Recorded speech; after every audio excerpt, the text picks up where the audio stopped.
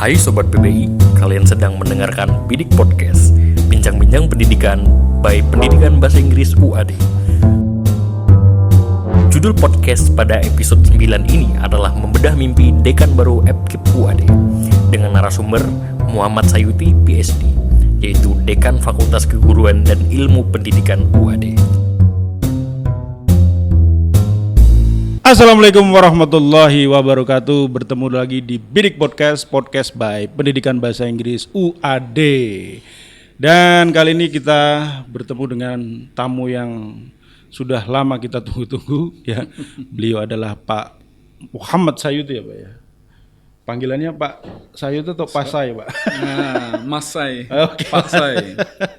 Ya beliau itu adalah Dekan FKIP yang baru berapa bulan Pak? Agustus. Agustus berarti baru sekian bulan lah. Ya, 2 Jadi bulan. kita akan ngobrol-ngobrol banyak hal soal FKIP, soal isu-isu terkini di dunia pendidikan gitu ya. Dan mungkin kita langsung coba korek informasi personal dari Pak Sayuti ini. Pak Sayuti ini kelahiran Lamongan, Pak, betul? Ya, saya lahir Lamongan, orang nyebutnya Bangladesh. Kenapa tuh, Pak? Bangladesh itu bangsa Lamongan desa. Kecamatan mana, Pak tuh? Kecamatan Babat, Desa Datinawong. Nah, itu di Google Map ada ya, Pak ya kira-kira. Insya Allah sudah ada. Ya. Jadi kita kalau sesama Lamongan nyebutnya Bangladesh. Bangsa Lamongan desa. Ya. Banyak banget Pak saudaranya tuh di mana-mana. Ya, banyak sekali. Soto Lamongan. Ya. Ini kita tuh di Bidik Podcast itu pertanyaan selalu berkualitas. Contoh pertanyaan begini Pak, di Lamongan itu Pak, ada soto Lamongan nggak Pak? Di Lamongan, ini pertanyaan sulit ya. Iya Pak, ada soto Lamongan nggak Pak? Soto Lamongan mungkin nggak ada ya. Iya. Tapi ketika keluar daerah, saya alhamdulillah berkeliling ke 32 provinsi lah ya. Hampir selalu Mas Yuda ada orang Lamongan di sana. Terakhir saya tahu nggak Teluk Bintuni yang kemarin sempat ada masalah. Itu sangat jauh dari Manokwari, masih 6 jam perjalanan kalau nonstop ya. Itu ada warung Lamongan di situ. Oke. Ya, katanya 55 kakak orang Lamongan di Teluk Bintuni ya. Di Teluk Bintuni. Jauh sekali. Dan pertanyaan penting lainnya Pak, Bapak kalau ke warung atau ke rumah makan Lamongan itu menyebut diri orang Lamongan itu dapat diskon nggak Pak? Iya, biasanya selalu saya tanya. Saya ke Buton ya, Pulau Buton di Bau-Bau ya, ketemu ya. Saya tanya, Lamongan mana Mas? Ya, dia kan, sebagian kan menyebutnya Jawa Timuran ya. Ya, saya tanya Jawa Timur mana? Lamongan. Dia sudah kaget. Lamongan mana? Mereka juga kaget pertanyaan kedua itu. Lamongan mana? Saya jawab. Oh. Kemudian kadang-kadang sampai desanya mana? Ya, dia kaget karena saya tahu karena saya Lamongan dan juga makanannya memang enak. Iya. Dan habis itu gratis ya Pak? Kalau bisa menjawab semua pertanyaan gratis gitu ya Pak? Tampaknya enggak ya. Mereka beberapa bahkan ada yang masih saudara ya. Itu kalau ngasih gratis itu khawatir berikutnya itu enggak enak relasinya. Oh betul. Malahan ya. Saya juga bilang kalau gratis aku enggak kesini lagi. Oh ya. Itulah Bangladesh. Ya, ngomong-ngomong tadi Pak Sayuti sudah ke berbagai pelosok negeri Pak. Karena Pak Sayuti sendiri di PP menjabat Sekretaris Majelis Pendidikan Tinggi Penelitian Pengembangan. Saya sudah berkeliling 94 kampus dari 170. Ya. 170. Ya, 170. Masih kurang ya, 40% masih banyak, ya Pak? Ya, masih 80-an ya. 80-an. Dan dari kemana-mana itu Pak, UAD itu masuk grade berapa Pak di PTM Pak? Jujur kan? Iya, jujur aja. Harus saya ya, UAD grade 1 lah. Grade 1. Ya. 5 besar Pak? 6 besar. 6 besar. Ya. Yang nomor 6 Pak? Ya, mungkin enggak ya. Tidak nomor yang terakhir dari 6 ya. Oke. Dan ini Pak, sebagai dekan baru Pak, kan biasanya kita bahasanya bukan visi misi ya. Mimpi lah Pak, mimpi Pak Sayuti untuk FKIP UAD itu mau bagaimana nih ke depan? Mimpinya? Iya. kalau Presiden Amerika make America great again, nah saya juga ingin seperti itu. FKIP great again gitu ya Pak? FKIP great again gitu. Karena kan kalau kita sejarah IKIP ya, 62 tahun yang lalu, WAD kan berdiri tahun 1960. Kita mengalami pasang surut yang banyak ya. Ada prodi-prodi yang pernah mencapai masa keemasannya. Sekarang sebagai ada beberapa ya yang declining, tapi decliningnya ini nasionali gitu, secara nasional bahkan internasional. Bahwa peminat tadi, peminat pendidikan guru itu turun. Ya tentu ada masalah bahwa kebutuhan guru, namanya kebutuhan pendidik kan selalu sama dengan kebutuhan tenaga kesehatan misalnya sama. Guru kan juga sama. Bahwa ada faktor makro kebijakan yang mempengaruhi itunya, tapi sebetulnya guru kan selalu dibutuhkan. Bahkan Mas Menteri itu bilang masih kekurangan sekian ratus ribu guru gitu. Iya, sekian ratus guru. Nah, kenapa kalau tadi pertanyaan Mas Yuda FKIP, kenapa saya ingin great again? Itu pasti ada sesuatu yang kita bisa lakukan gitu. Agar FKIP yang dulunya menjadi saya sebutnya fondasinya UAD kan keguruan. IKIP Muhammadiyah dulu. IKIP Muhammadiyah, we have to remember that gitu. Kita itu fondasinya keguruan loh gitu ya. Saya ingin selama menjalankan amanah itu dan mohon doanya Mas Yuda saya bisa membuat FKIP great again gitu. Tidak hanya Amerika gitu. Tapi kalah Pak tuh yang kalah keduanya. si Trump itu udah kalah Pak. Oke. Nah, on the way ke sana gimana Pak? Apa yang dilakukan terus? Langkah strategisnya lah. Ya, pertama memang image buildingnya harus kuat. Ya, image buildingnya FKIP ya. Image building profesi guru, keguruan itu harus baik. Nah, image building kan salah satunya saya kenapa ikut Mas Yuda sekarang kan. Siapa tahu image buildingnya waduh bagus gara-gara dekannya. Oh, saya kira begitu Pak. Nah, image building ini penting termasuk yang sederhana dilihat orang adalah akreditasi. Nah, surveinya tim Bima mengatakan bahwa apa sih yang pertama kali dilihat oleh mahasiswa ya adalah akreditasi. Karena itu kita butuh dukungan, kita harus bekerja keras agar akreditasi prodi kita semakin baik. Kemarin sudah hadir untuk visitasi bimbingan konseling misalnya. Kita harapkan bisa unggul dan pecah telur menjadi prodi unggul pertama di UAD. Nah, itu image building ya. Kedua SDM pasti. SDM itu kata Pak Endul core of the core. Intinya inti, apalagi itu. Pak Endul itu apa? Core of the core, intinya inti. Apa? Langitnya langit. Langit itu adalah SDM. Karena itu pertama kali saya datang, saya silaturahmi sama dosen yang S3 semua itu 40-an ya.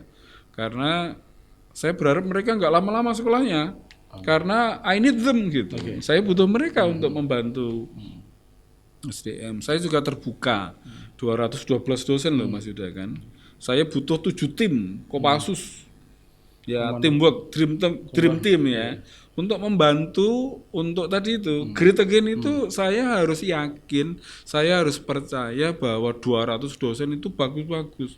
Kalau nggak bagus nggak kesini dong ya. Bayarnya kan bagus di UAD. Nah, saya percaya, makanya saya open minded, saya terbuka bekerja sama dengan siapapun karena dosen FKIP kan insya Allah akan berada di FKIP sampai pensiun, jadi harus dimanfaatkan optimal. Jangan dosen FKIP mainannya di luar terlalu banyak. Boleh. Mancing. Iya. Mancing, berkebun. Boleh di luar, tentu itu penting untuk aktualisasi dan juga bagian dari image UAD juga, tapi Anda harus juga punya porsi ke dalam dong, gitu. Bantu kami dong. Aku nggak bisa sendirian nih ya. Jadi SDM. Nah, yang ketiga Mas itu internasionalisasi. Ya. Karena interconnected kita itu sama dunia luar kan semakin tidak bisa dilepaskan. Jadi kami ingin pada periode ini program-program internasional menonjol lebih banyak dan tentu berkualitas. Jadi kalau biasanya ada student exchange atau guest lecture, yang paling berat biasanya kan joint research, ada joint publication ya. Paling tidak 3 itu yang ingin saya bawa, yang ingin saya bangun periode ini. Dan yang ketiga tentu yang keempat adalah tata kelola ya. Saya sering mengatakan biasakan yang benar, jangan membenarkan yang biasa.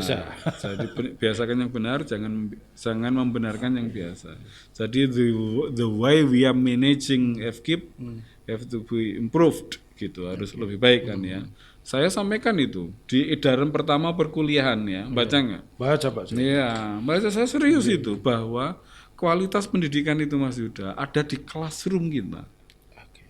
Intinya di situ ya, Pak. Intinya di situ. Ya, serve our student the best we can do. Kenapa? Yang terukur kan gampang. On time dong gitu ngajar. Karena mahasiswa dosennya molor-molor datang sak kenanya. Itu kan nggak bisa kita itu. Jadi kita harus mau berubah. The way we are teaching, the way we are managing faculty, the way we are manage the human resource-nya harus berubah. Dan saya alhamdulillah orangnya terbuka. Saya ajak kerjasama dengan siapa saja. Masukan, saya sangat suka feedback.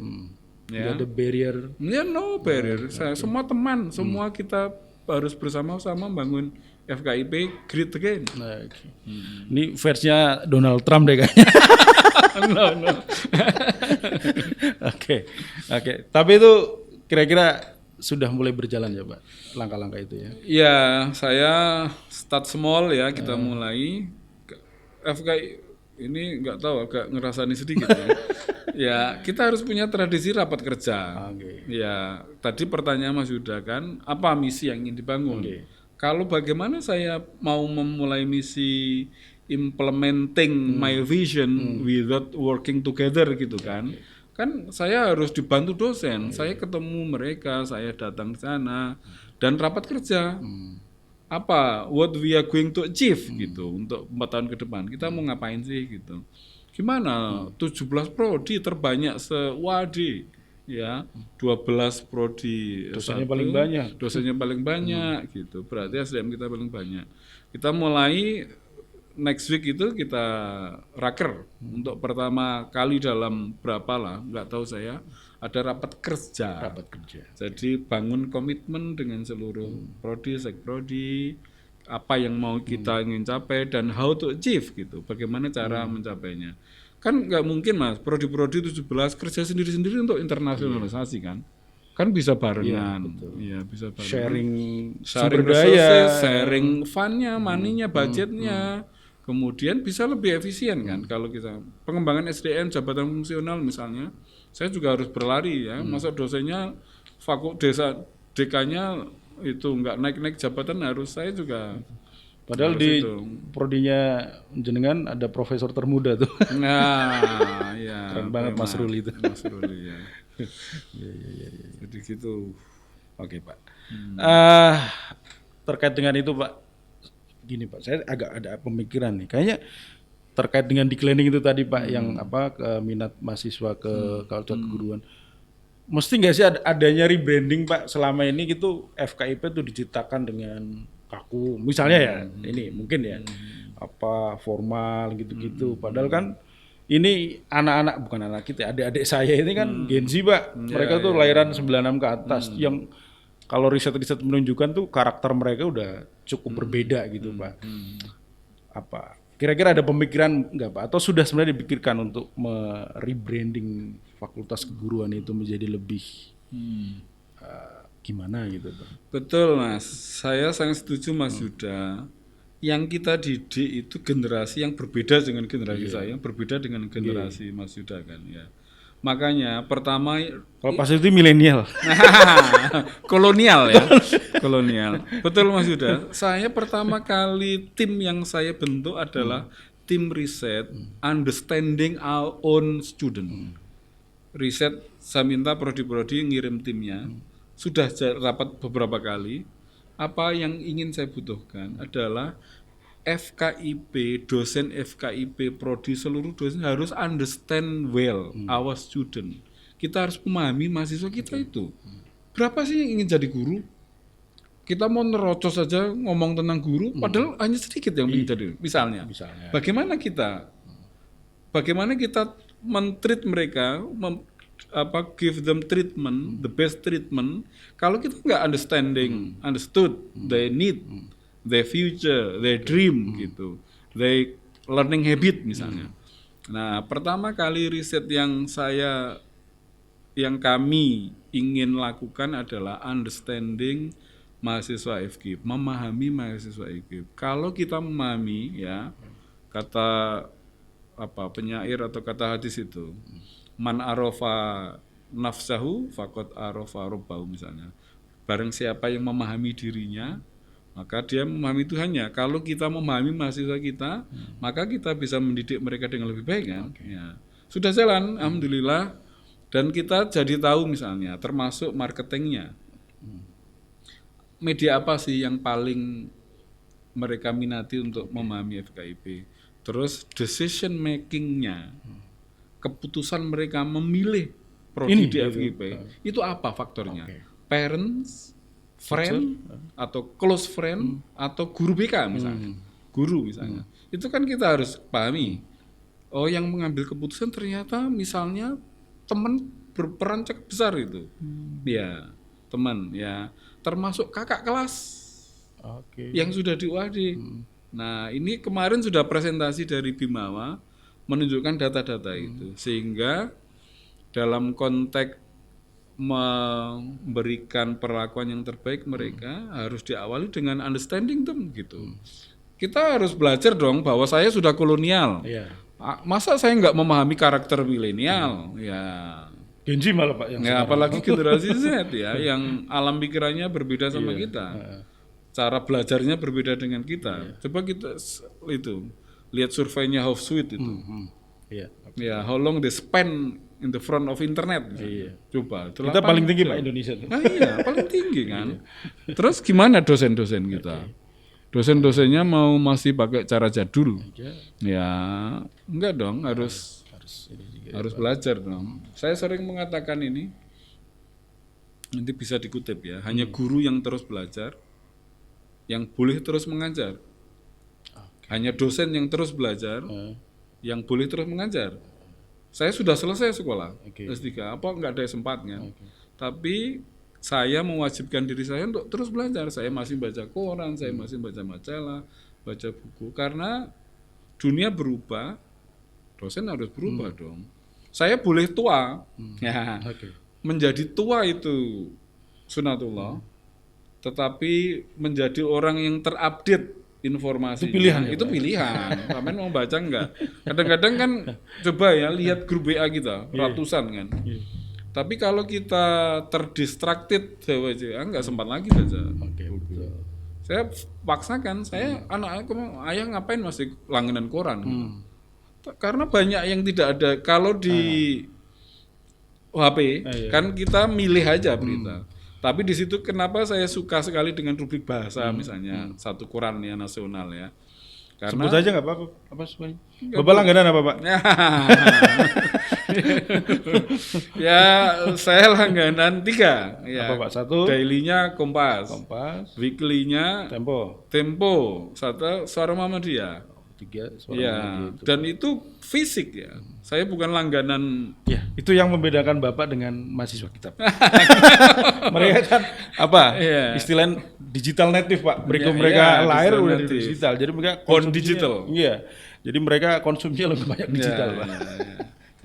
Tapi intinya tadi Mas Yuda bahwa menjadi dosen yang terupdate. Ya. Saya sering katakan yang boleh mengatakan ahlinya ahli hanya Pak Ndul. Kita nggak boleh bilang gitu. Kita itu we are learner gitu. Saya bedanya apa saya sama mahasiswa saya? Saya lebih dulu belajar aja. Kalau kamu belajar sama, kamu bisa lebih hebat dari. Bahkan mereka bisa mengakses dari mana-mana gitu zaman sekarang. Coba ketika di kelas kita tanya, apa satu pertanyaan, googling aja cepet ya.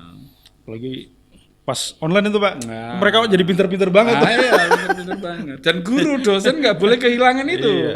Oke. Ya, informasi, knowledge bisa mereka cari dari banyak sumber, tapi inspirasi, love Ya. nggak bisa didapat dari Google. Iya. Makanya saya mengajak cintailah mahasiswa kita. Tuh agak ini Pak, agak dijelaskan tuh cintai mahasiswa tuh. Ya, saya kira ini Mas Yuda ya. Tadi saya cerita juga di forum tadi ya. Bapak saya guru, Oke. kakek saya guru zaman Belanda. Ya. Jadi saya dididik bapak saya untuk mencintai mahasiswa sebagai. Ibu Sayuti itu mahasiswa Bapak dulu berarti. Bu Sayuti Oh no, ya. Dia dari kampus yang lain. Tapi dia belajar juga keguruan. Kita perlu pendidik, nggak ada di Google, nggak ada di e-book, nggak ada di jurnal, ya. Bagaimana mencintai masa kita, ya. Karena cinta, respect them, ya, kemudian inspire them, being inspiration for them itu nggak ada di medsos, nggak ada di internet, ya. Nah itu yang harus kita lakukan. Kenapa saya mengajak kita para pendidik untuk mencintai mahasiswa. Mencintai ini bukan itu loh, lawan jenis iya, ya. Pak. Cuman Toha nih biasanya mikir macam-macam. Mencintai mahasiswa itu karena kita harus menjadi idolanya mereka. Iya. Ya. Pak Sayuti ora pinter jan misalnya, ora pinter apa-apa. Tapi the way interact with student misalnya menyenangkan. Ya, senyum dong. Kelas itu yang lucu dong. Masuk kelas serius gitu. Apa kemudian kalau alumni mana kemudian serius enggak? Ya segar ya. Oke Pak Sayuti, saya malah agak tertarik dengan tadi kalau dalam penulisan biografi tikungan hidup Pak. Tadi Pak Sayuti ngomong scene sedikit soal orang tua yang guru, bapak yang guru, mbah yang guru ya Pak ya.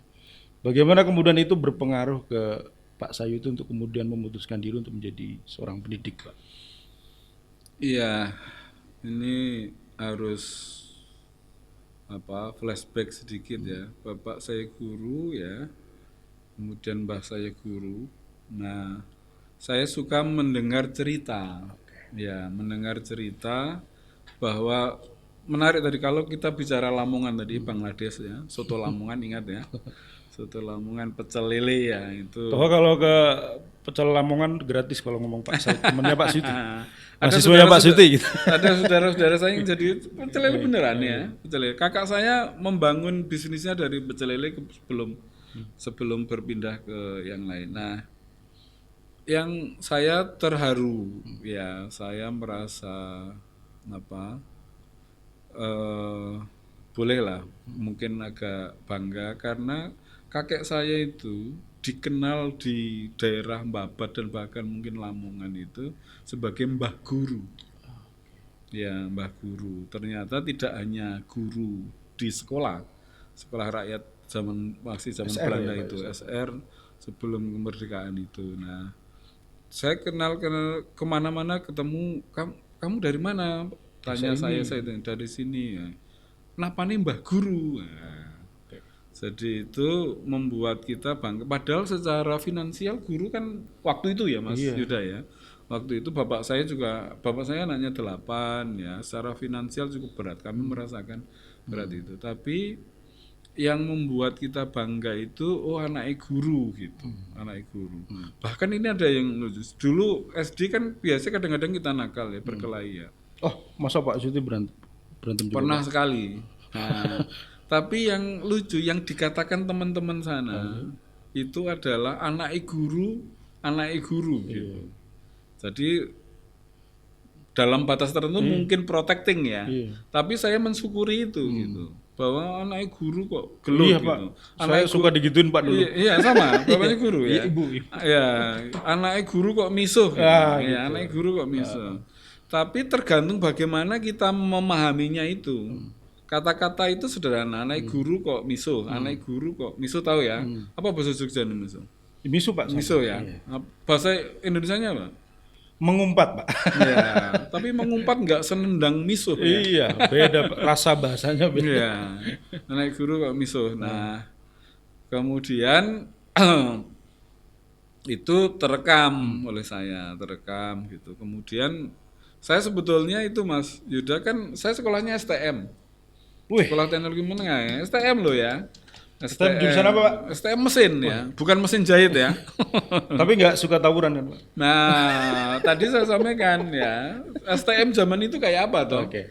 STM zaman itu ya, alhamdulillah ya, Allah melindungi saya lah, ya melindungi. Nah, kemudian masuk IKIP. Nah, UNY. ya, sekarang UNY ya, masuk UNY dan guru pendidikan teknik mesin. S1-nya pendidikan Ya, teknik mesin, pendidikan Pak. teknik mesin. Jadi ngajar anak STM ya. Bukan ngajar mesin ya. Mesin. Nah, di situ setelah kuliah saya ternyata lebih tertarik ke pendidikannya daripada mesinnya. Sini ya. Ya, saya skripsi saya sudah pendidikannya, aspek pendidikan ya. Kemudian saya merasa wah tampaknya ini dunia saya Oke. gitu. Jadi saya Pak, akhirnya S2-nya kok banyak banget tuh di mana aja sih, Pak? MED sama MPD. MPD itu, Pak.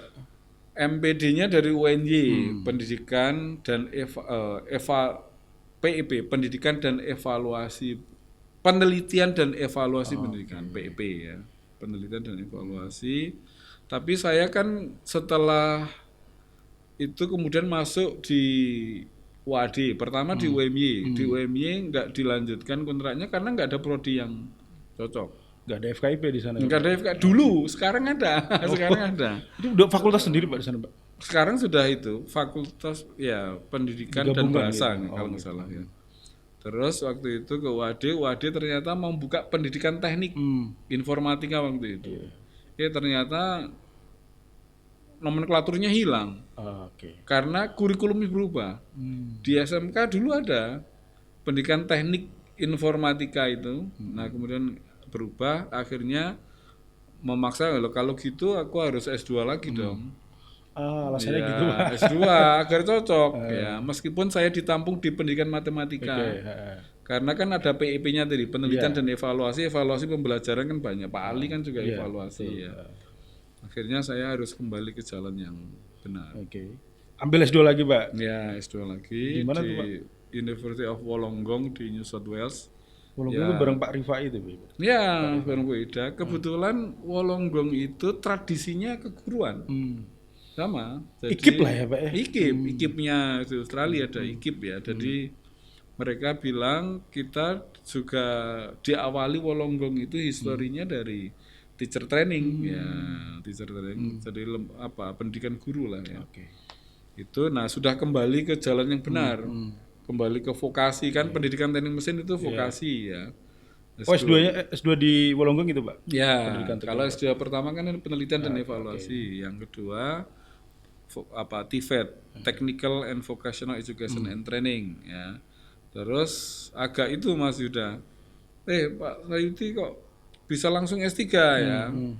Dulu beasiswa Dikti nih ya, ada Diktir juga mungkin nonton ya. Dulu itu database-nya nggak bagus-bagus amat ya. Saya diuntungkan itu. Saya ketika S2 langsung daftar S3. Bisa, Pak? Jadi pulang hanya 1 semester, saya sudah diterima. Pulang hanya nunggu beasiswa aja. Nah, saat saya daftar pakai S2 yang UNY. Nah, karena yang S2 di situ belum, Pak, belum selesai. Iya, belum selesai. Aku belum selesai udah daftar. Jadi ya tahu diri juga Mas sudah tua ya. Sudah tua terus begitu S2 sudah diterima S3. Sudah daftar beasiswa. Nah, untungnya nggak tahu, nggak ketahuan. Kalau ketahuan kan harus ngabdi dulu dong. Ngabdi dulu berapa tahun. Nah, karena nggak ketahuan, nggak tahu gimana ceritanya itu. Tekan niatnya baik, Pak, nggak apa-apa. Nuntut ilmu kan Iya, baik, Pak. ya gitulah. Halal, kita Pak. bersyukur, ya. Tapi yang menarik nanti cerita sendiri Mas, ternyata banyak juga yang kalau di Australia banyak juga penerima beasiswa pemerintah nggak pulang. Oh, betah di sana ya, Pak ya? Ya. Karena di sana cari duit gampang, Pak. Ya, betul ya. Ada menarik ya. Pertanyaan apa kurang enaknya di sini gitu. kita tahu kan banyak smuggler itu, refugee yang masuk ke Australia. Kenapa mereka cari kehidupan yang baik? Dan Australia kan Eropanya atau Baratnya di sini kan, di dekat sini. Nah, dia tanya, apa kurangnya enaknya di sini? Kamu udah kerja, ya udah kerja itu, istri juga kerja, terus anak-anak sudah sekolah, ya. Terus kok kamu pulang? Aku dikirim pemerintah untuk belajar dan harus pulang. Gitu. Nah, itu dengerin tuh. Iya, karena saya Tetap melihat ada dorongan itu ya. iya, Oke. kamu jadi apa gitu pertanyaan orang. Iya. Padahal ada teman-teman ya, saya tahu dosen-dosen PTN malah nggak pulang, kabur. Kasihkan di sana. Ya? Cepet kaya Pak di sana kan. Iya, cepat memang secara finansial mapan, terus jalan-jalan tertib, rule of law juga tegak ya. Negara yang beneran lah ya Pak ya. Nah ya, kadang-kadang suka kan banyak tuh, Pak. Saya cerita dosen-dosen saya, banyak anak-anaknya yang menyalahkan bapaknya, Pak ngapain sih kita pulang gitu. Oke. Ya. Termasuk anaknya Pak Sayuti mungkin. Nah, ada sih ya, ada sing gitu. Ngapain kita pulang ya? Kan ayah dikirim belajar untuk kembali gitu. Dan our country ini needs us gitu. Gitu. Butuh kita dong ya, karena yang kesempatan sekolah juga banyak. Masa saya kabur kan? Apa kata orang juga ya? Ya Pak Sayuti kabur ternyata. Apa bedanya sama? Emang ada Pak yang kabur-kabur gitu Pak? Oh banyak. Oh iya. Banyak. Apa perlu saya Enggak ceritakan? Pak, off the record aja Pak. Ada dari kampus manapun, dari Oke, kampus. Pak. Ya saya tahu berkah mereka. Bahkan dengan cara-cara yang kurang terpuji lah untuk kurang pendidik. Iya. Oke. Hanya pulang Pak. Punya pulang ya kembali ke jalan yang benar, kembali ke Wade. Mengabdi kembali di Wade. Oke Pak. Kita karena tadi Pak saya tuh udah ngobrol kalau akhirnya menemukan passionnya di pendidikan ya Pak ya. Nah kalau menurut Pak saya itu seorang dekan FKIP Pak, sebenarnya dunia pendidikan di Indonesia saat ini tuh seperti apa Pak? Oke, ya ketika belajar di luar kita banyak baca referensi. Ya, banyak referensi dan kadang-kadang sedihnya Mas Yuda itu referensi tentang Indonesia dalam pendidikan itu terbatas lah. Terbatas ya. Nah, kadang dan bahkan kalau kita ingin mensurvei Indonesia, meneliti Indonesia, kadang-kadang sedihnya kita harus membaca dari luar. Ya. Nah, ini yang saya keprihatinan pertama karena kalau kita pakai indikator misalnya surveinya PISA ya, Program for International Assessment itu misalnya, kemudian beberapa rank ya mungkin misalnya OECD juga bikin, UNESCO juga bikin ya, itu kan positioning kita masih nggak bagus ya. Yang PISA misalnya untuk literasi, numerasi, sains itu masih 70-an lah. Iya, jauh banget ya. Nah, kalau saya lihat ya, kemarin juga saya tulis memang Indonesia ini mengalami discontinuity educational policy-nya ya.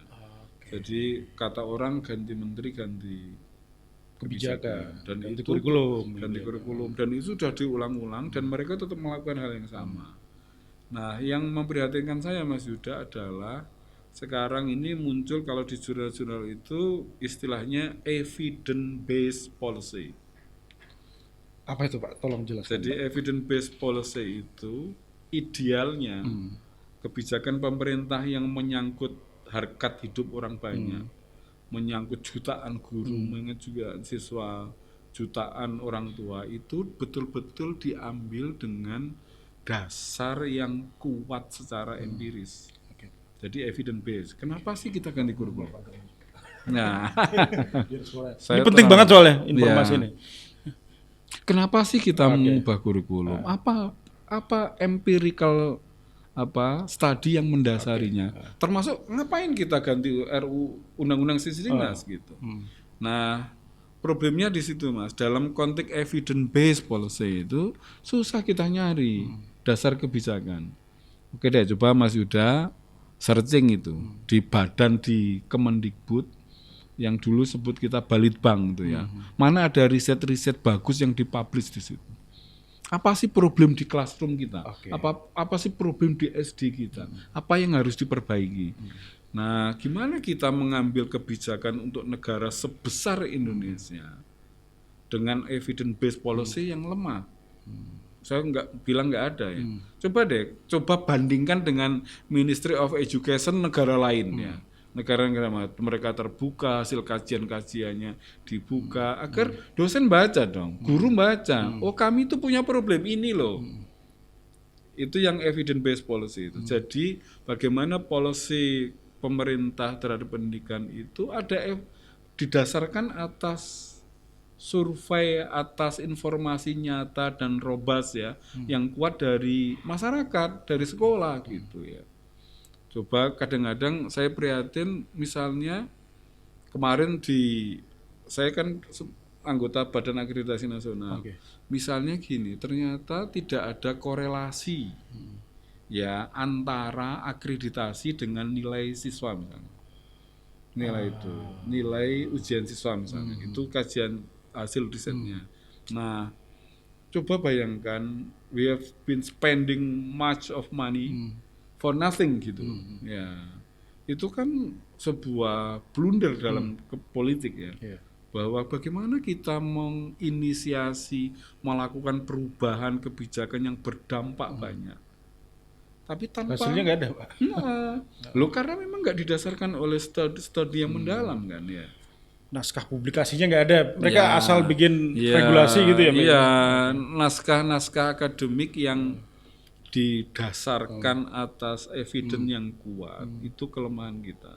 Saya mohon maaf ya, kadang-kadang ikut presentasinya pejabat di Kemendikbud lah ya. Coba data yang dipaparkan di situ itu bukan data dari survei kita gitu. Survei Indonesia, survei Kemendikbud, tapi survei lembaga lain di luar. Yang langganannya Pak Menteri itu bisa gitu-gitu. Nah ya, PUSA, World Bank atau survei-survei di luar ya, OECD, kemudian dulu TIMSS misalnya, TIMS ya, itu yang disajikan. Nah terus gimana Pak? Data dari lembaga kita sendiri gimana gitu? Nah ini yang paling berat Mas dalam konteks improving our education quality itu kalau pemerintah, ya mohon maaf saya sebut langsung, pemerintah tidak belajar dari datanya sendiri, dan itu hak masyarakat dong tahu informasi itu. Kita LPTK ya terombang-ambing oleh kebijakan guru misalnya, kebijakan guru ya. Coba sekarang salah satunya misalnya ternyata ikut PPG nggak harus dari alumni LPTK. Nah, itu gimana, Pak? Nah Kan kalau anak yang ambil apoteker tuh harus S1-nya farmasi dong. ya. Apa hukum juga demikian, kayak gitu, Pak. Ya, Kok bisa nggak nyambung gitu sih, Pak? Nah itu yang saya nggak tahu gimana policy makingnya saat itu ya. Nah ini ya Mas, yang kalau kita bandingkan dengan negara-negara lain ya, selama sekolah kita banyak baca referensi dari negara lain, yang paling memprihatinkan itu evidence based policy itu ya. Betapa lemahnya riset-riset kita yang mendukung kebijakan pemerintah. Perumusan kebijakan ya. Saya sedang neliti ini. Coba kita analisis naskah akademik RUU ya. Nanti kita lihat datanya dari mana ya dia ngambil. Kan sempat ramai tuh ya, Pak. Tentang soal RUU Sisdiknas itu yang dipaksakan masuk Proleknas, program legislasi nasional gitu ya, Pak ya. Walaupun akhirnya nggak masuk Proleknas ya, Pak ya. Sepengamatan Pak Sayuti itu dia problemnya ada di mana aja, Pak? Oke, yang pertama tadi yang evidence based policy ya. Kedua, pemerintah nggak ada roadmap pendidikan jangka panjang. Ini yang membuat beberapa anggota dewan kan mengusulkan ada GBHN, garis-garis besar dulu ya, versi baru lah. Apa maksudnya Mas? Dulu saya tahu ingat zaman Pak Prof. Suyanto apa ya, ada roadmap pendidikan jangka panjang. Nah setelah itu enggak diterusin, tiba-tiba muncul ide baru dan berubah lagi.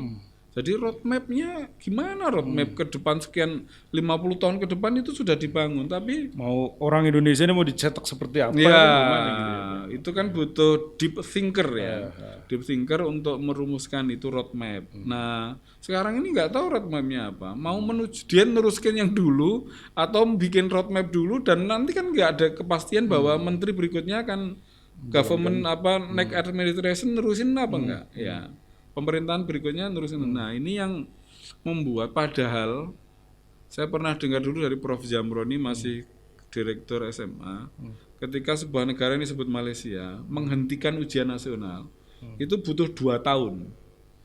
Oke, tahun sekarang hari ini 4 Oktober kita putuskan ujian nasional berhenti berlaku efektif 2025. Jadi 2 tahun sebelum dibentikan itu sekarang diputuskan. Kenapa? Menghentikan UN, menghentikan cara guru mengajar, menghentikan cara kita mengevaluasi, kemudian kita bertransformasi dengan cara evaluasi baru. Nah itu apa hitungan bulan? Saya waktu RUU kurikulum 2013-nya itu juga sama, coba nggak dalam hitungan nggak ada setahun sudah diputuskan. Dan wajib semuanya harus Wajib, menerapkan. iya. Mereka bilangnya nggak wajib, tapi faktanya pemerintah daerah diam-diam dipaksa untuk ya. Coba kurikulum 2013 dipaksakan ya. Padahal Bapak Ibu perlu tahu, Mas Yuda paham, mengubah cara mengajar itu butuh training, butuh internalisasi. Nah, guru ini dianggap mesin aja bisa ganti mobil manual ke mobil matic misalnya. Ganti software aja gitu, Iya, install ganti ulang software. gitu. Nah, contoh itu, Pak Jamrudi mengatakan Malaysia menghentikan UN butuh waktu 2 tahun. Karena perubahan banyak sekali di situ. Yang sebelumnya misalnya terlalu kuantitatif, terlalu kompetisinya tinggi dengan ujian-ujian. Ini kan butuh pendekatan baru kan, ya. Nah, itu yang kembali ke pertanyaan tadi, problem sebagian dari problem Pendidikan kita dan undang-undang Sisdiknas itu ya Pak. Ya, terus yang tentu yang ketiga di samping evidence base kemudian roadmap tadi, pelibatan stakeholder, pemangku kepentingan. Mas Yuda tahu kan, Muhammadiyah tahun 12 sudah punya sekolah. Zaman itu Indonesia di mana? Belum ada Pak. Belum ada kan? Belum terbentuk kan, ya. National Masih Building juga, sendiri-sendiri ya. itu. Masih sendiri-sendiri. 1912 ya. Oke deh, teman NU tahun 26 misalnya. Dia tradisinya pondok misalnya ya. Tapi enggak stakeholder yang lebih dulu dari kementeriannya, lebih dulu dari lahir dari menterinya bahkan ya. Itu enggak diajak bicara. Jadi nggak ada tuh Pak, misalnya dari Kementerian ngundang Ya, PP. ada ngundang tapi sudah terlambat. Cuman sosialisasi gitu, akhirnya gitu ya Pak? Iya, sudah sosialisasi. Kadang-kadang ada yang naskahnya bahkan masih disembunyikan misalnya. Ada kebijakan yang tidak dibuka secara luas kan baru aja setelah tekanan masyarakat luas kemudian naskah akademik dan RUU sudah ada beberapa versi kan. Ada versi ini termasuk yang kemarin diprotes karena profesi guru ya. Jadi masuk di Sisdiknas itu kan salah satu problemnya itu dihilangkan kan dari pasal itu ya. Tunjangan profesi guru misalnya. guru dan dosen Pak. Ya, Kita juga terancam tuh Pak. Iya, mereka excuse-nya ada aja. Oh, kita perkuat, tapi kalau nggak ada eksplisit implisit di RUU kita Membahayakan ya, membahayakan. Nanti menterinya ganti, Bisa pemerintahan ganti bisa itu. Rasanya nggak ada di undang-undang Sisdiknas gitu ya. Kalau Pak, bisa undang-undang kan kalau kita mengharapkan di turunan peraturan turunannya ya kalau Nggak ada. kuat. Iya, Iya, Pak. Kalau masuk di undang-undang misalnya kan presiden wajib menjalankan undang-undang gitu. Ngomong-ngomong soal itu Pak, tunjangan profesi guru dan dosen, menurut pengamatan Pak Sayuti itu cukup berdampak tidak terhadap peningkatan kualitas pendidikan di Indonesia? Iya, itu lagi-lagi kita merujuk survei orang lain. Ya. Jadi Bank Dunia menerbitkan laporan spending for nothing.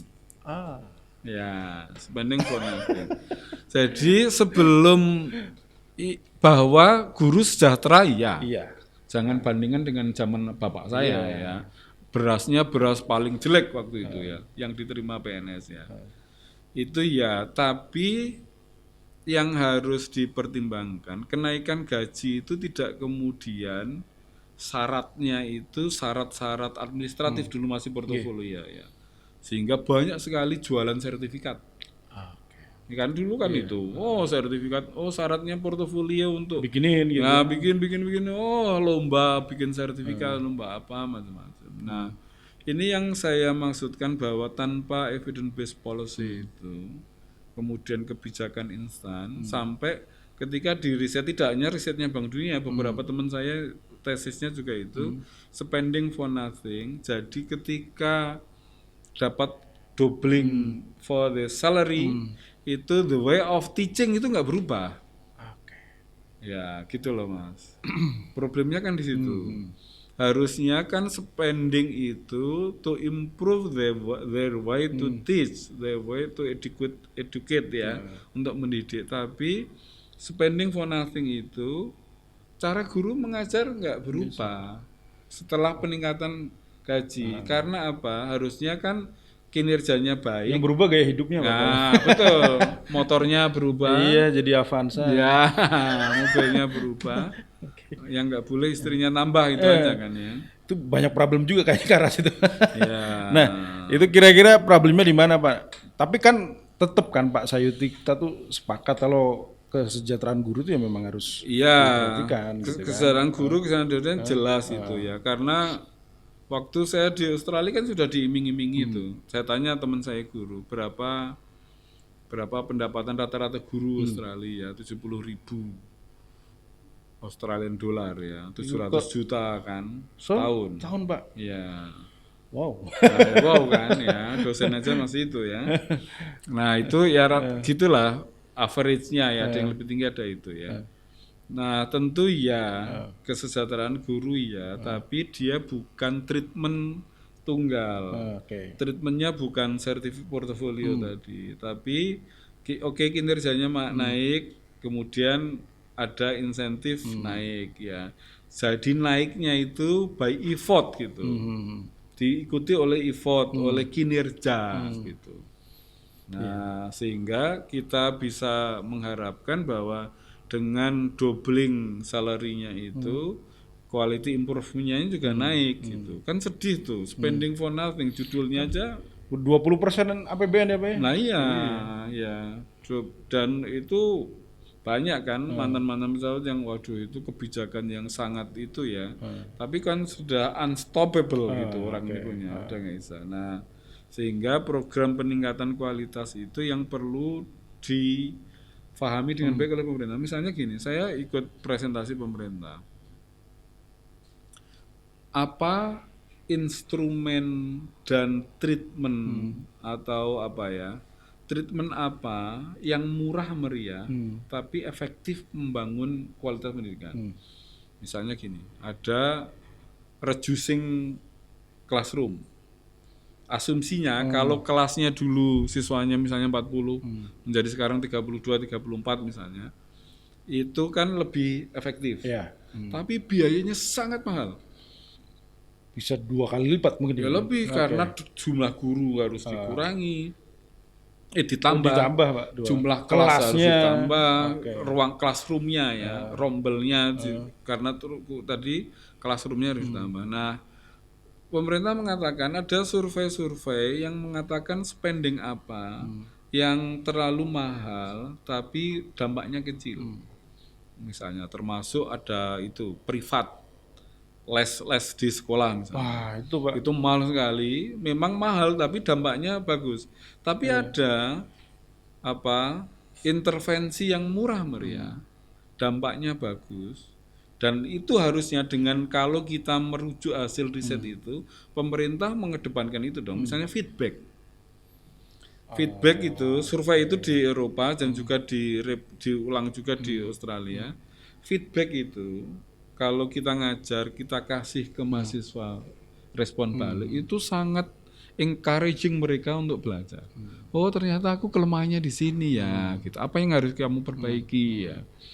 Nah feedback itu murah meriah, tapi dampaknya signifikan.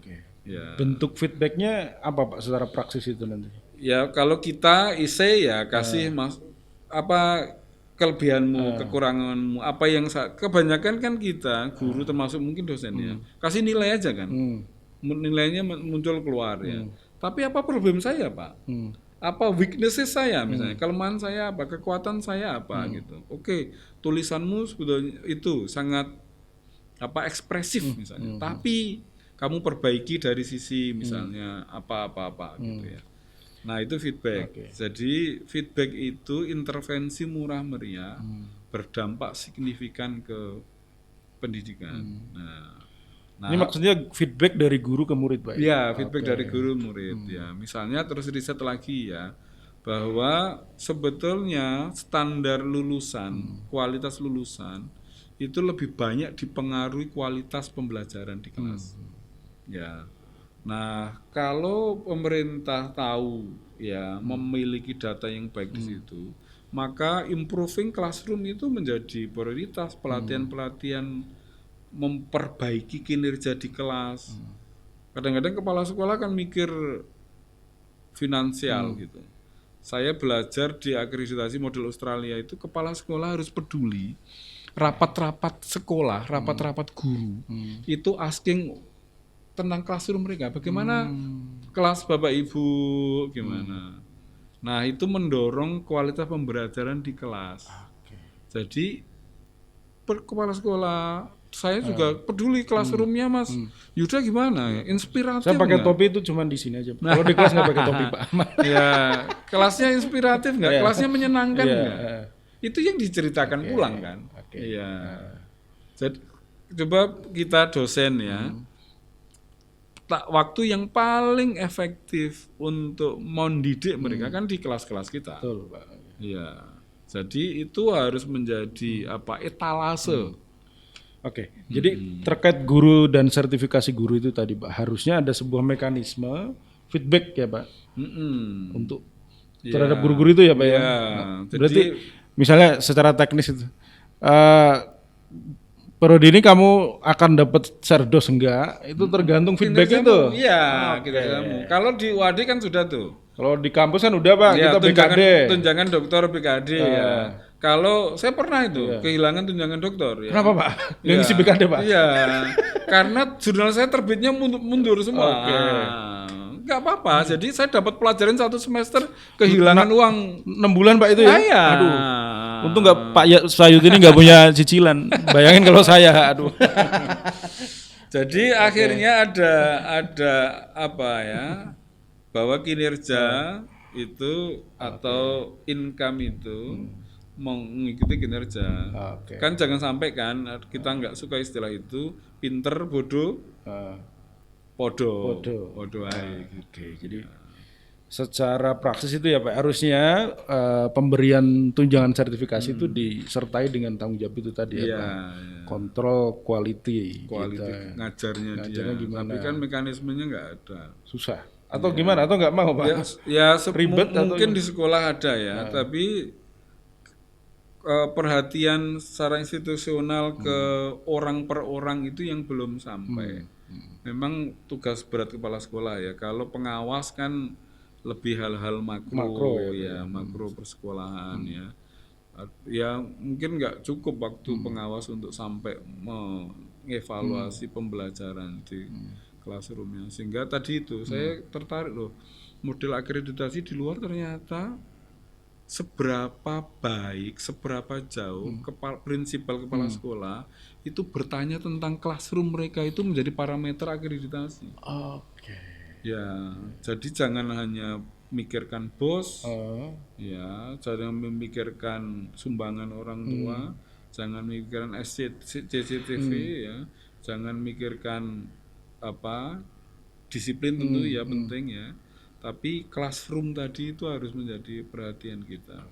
Ya, saya pernah datang ke sekolah itu Mas, ya bagus memang sekolahnya. Ada 2 guru di setiap kelas itu. Jadi satu ngajar. SD Pak ya? Ya, bukan SMP, SMA malah. Itu yang ngajar 2 guru gitu Pak? Satu guru, tapi ada guru mentornya duduk di belakang. Ya, guru mentornya duduk di Untuk belakang. memastikan anak belajar gitu ya Pak? Iya, maksudnya kan guru tadi delivering dari material itu good gitu. Ya, sampai gitu prosesnya. Tapi kok sekolah mahal bisa Pak kayak gitu? Nah, Kalau sekolah-sekolah negeri Iya, kan susah Pak. betul. Nah, itu yang harus dipikirkan oleh pemerintah kan, gimana classroom quality-nya bagus dengan mekanisme yang masuk akal ya. Jadi tidak kemudian, makanya tadi spending for nothing tadi setelah gayanya memang nggak berubah, kan rugi pemerintah. Jadi kita mengeluarkan uang triliunan kan untuk sertifikasi, tapi kualitas pembelajaran nggak tambah. Ya. Apa yang berubah setelah sertifikasi? Ya, bisa kita juga segitu. Ya. Ya itu Pak, mobil dan pagar rumah-rumah gurunya. Ya. Oke Pak, terus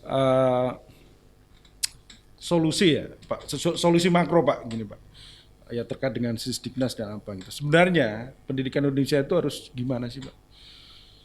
Ya, ini pertanyaan sangat mendalam, pertanyaan sangat filosofis ya. Ya, satu sisi tentu kita membangun karakter, ya, bertakwa, beriman, bertakwa, punya karakter baik ya. Dan ini yang lebih holistik sebetulnya. Mas kan kita kadang-kadang malu ya, lihat murid kita nggak bisa antri misalnya. Ya, makanya kan ada anak SMK yang itu untuk apa sih seragam? Ya, katanya untuk mendisiplinkan. Tapi setelah ada seragam apa jadi disiplin? Itu juga Pak. Jalan-jalan kita kayak apa? Ya. Kalau kita ke luar negeri disiplin di sana, pulang jadi hancur lagi misalnya. Nah, karakter ini yang butuh perhatian sangat penting. Kalau termasuk tadi literasi ya. Jadi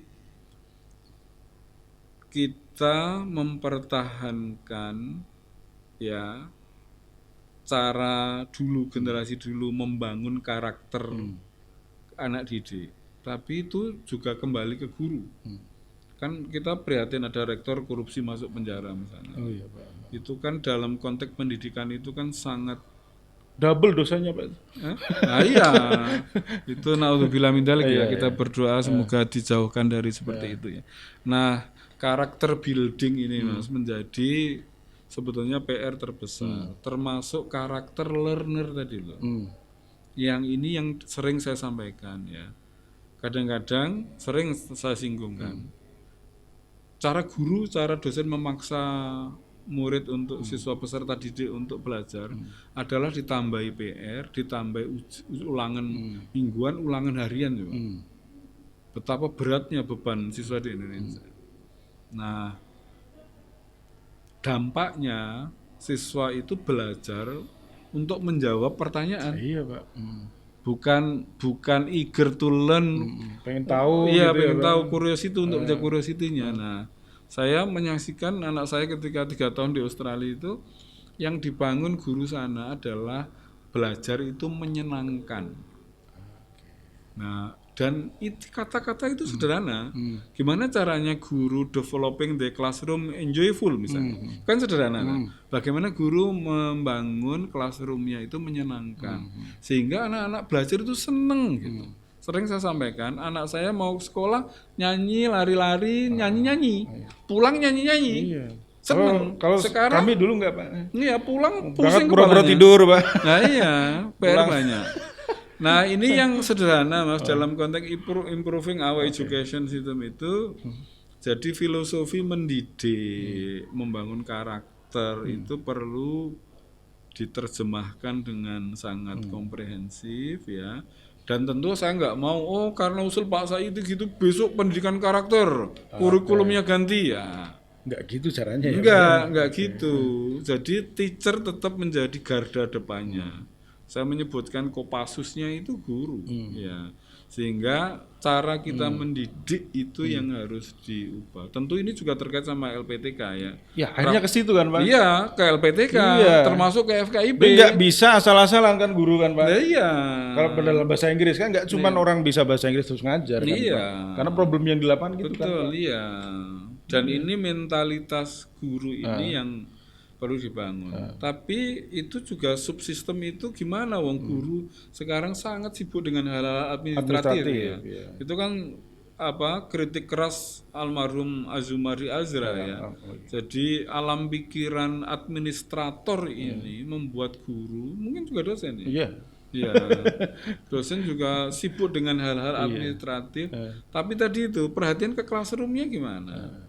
Makanya paling tidak dekan ya barulah ada anjuran ke dosen. Mari kita cintai mahasiswa kita, tuluslah doakan mereka. Karena dari situ membangun. Awalnya di situ ya, Pak. Harus Iya, dari hatinya iya udah. dari hati. Nah itu dari hati. Jadi ini bagi saya PR, saya akan terus menyampaikan ini ke dosen bahwa kita itu tidak hanya mengajar loh, kita itu mendidik. Ya, kita itu harus menjadi part of the solution gitu. Nah, classroom Bapak Ibu menyenangkan dong. Ya, saya sebutkan poin berapa itu. Mari kita buat menyenangkan. Terapkanlah yang kita dulu belajar itu, metode pembelajaran apa. Itu lebih, itu akan saya sampaikan itu. Oke. Dikampanyekan terus. Harus dikampanyekan terus. Apa yang berbeda FKIP UAD dengan yang lain di situ nanti. Oke. Iya. Tapi kalau ini didengerin orang lain, waduh iya dong kita harus gitu. Iya, harus tapi gitu, kan, Pak. Harus iya. Harus begitu, harus kita bangun karakter dosen kita juga. Oke, harus kita muncul Bapak Ibu. Saya sering mengatakan guru profesi terbaik, dosen profesi terbaik. Saya bisa ke luar negeri kan, jadi guru, bisa kemana-mana ke guru. Dan peluang jadi guru besar kan banyak sekali ya. Peluang jadi rektor hanya satu, tapi guru besar bisa banyak sekali. Banyak sekali, Pak. Ya. Kapan, Pak? Enggak, Pak. Tunggu tanggal. Pokoknya jalan terus, ya slow but sure. Nah. Yang guru besar atau yang apa itu? Ya guru besar lah. Ya tidak harus guru besar, tapi saya kadang-kadang gini, Pak Sayuti pengen jadi guru besar. Ya saya nggak ingin menjadi guru yang baik. Oke. Ya. Apakah itu kemudian diberi titel guru besar atau guru kecil itu terserah. Saya hanya ingin menjadi guru yang baik. Ya, menjadi inspirasi bagi mahasiswa saya. Apakah diganjar guru besar? Nggak mesti. Ya terserah. Nggak apa-apa, Ya ya. nggak apa-apa. Ya, tapi saya ingin menjadi guru yang baik bagi murid saya karena saya percaya itu menjadi wasilah. Wasilah, Pak. Wasilah. Nanti yang akan kita ceritakan ke malaikat bahwa we are struggling, we are doing out the best effort to teach our student gitu. Kita lakukan terbaik untuk itu. Itu yang ditanya malaikat, bukan guru malaikat besar. besok ya? Iya. Bukan guru besar Iya. berapa? 800. Iya, guru besar 850 atau berapa. Oke, Pak. Last ini, Pak. Statement, Pak. Buat teman-teman, ya, terutama dosen FKIP, Pak. Apa, Pak? Ya, Dan mahasiswa sekalian deh. ya, sama dosen mahasiswa saya menyampaikan yang sama. Pembelajar sejati, continuous learner. Kita hanya di situ. Jadi kampus harus menjadi masyarakat belajar. Ya, kita berfastabikul khairat dalam hal bacaan kita, dalam hal apa yang kita pelajari ya. Jadi dosen, guru tadi. Oke. Dosen yang terus belajar, yang boleh terus mengajar. Kalau nggak belajar nggak usah ngajar Nggak gitu. usah ngajar. Apa kata dunia?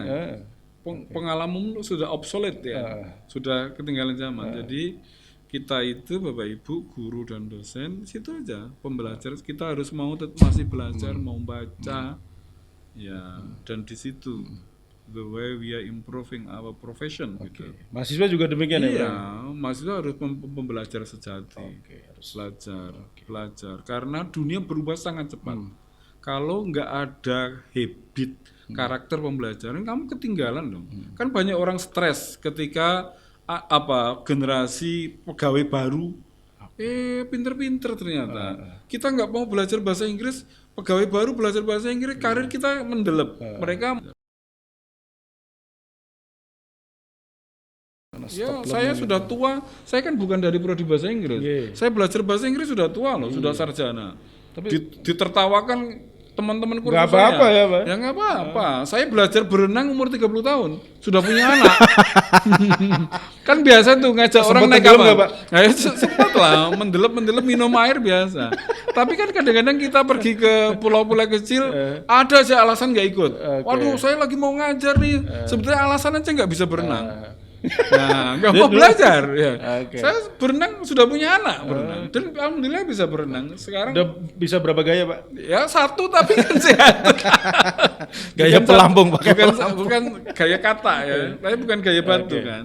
Jadi open minded terus belajar apa saja yang kita pengen belajar. Oke, itu keywordnya teman-teman harus menjadi pembelajar sejati, terus belajar. Baik bagi kami dosen maupun mahasiswa, begitu ya Pak Sayuti. Terima kasih atas kehadirannya Pak Say. Maturnuun, ya. Pak Say.